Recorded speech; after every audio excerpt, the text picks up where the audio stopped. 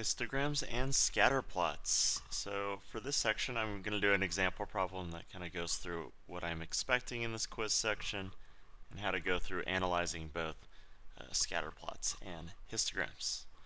So first thing, on our histogram, our first question is about how many people failed this test.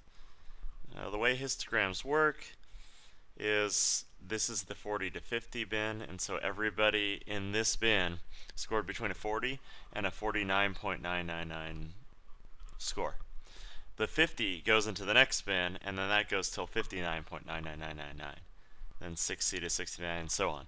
So how many people failed and got below a 60%? Well, we go to our 60% bar right here, and we just look at these two bins because these are the two that are less than that.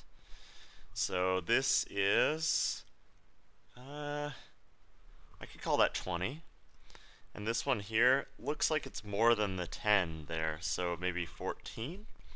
And so I'd add those together, 20 plus 14, and get about 34 students. Or people. Alright, for our second one, it says Todd got the 40th best score on the test. What could have been his score? So it's the best score, so it's going to be over in the higher scores area up here. So this bar here is about, it's a little bit taller than that one. Maybe there are like 22 students in this one. In our next one over, there are close to 40, so maybe like 38 here. We've already reached our 40th best in this bin because we've covered 60 students in between these two. It didn't happen here. These are the top 22. So our 40th has to be somewhere in this bin. So it's got to be some score in between 80 and 89.9999. So I'm just going to choose 86 as his score. Alright, that's it for our histogram section. Now we're going to move on to our scatterplot section. So I'm going to draw a line of best fit through this data. Where is my best fit? It's about there. Remember, when you're making best fit lines, you want them to go through the middle of your data. So be as close to your data as possible. I think that's a pretty good best fit line there.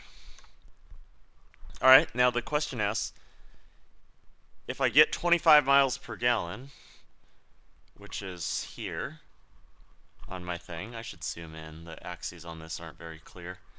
So if I get 25 miles per gallon, how many tons does my car weigh? So I just go over to 25 and make a line across, like that, and then go straight down from this point. I went a little over, maybe like there. It's a little bit, like it's right around halfway. So I could say like 2.5 tons or so. And that would be an acceptable answer. So I want to see that you got this information off of your best fit line for this question. And that's the kind of thing I'm expecting for this section.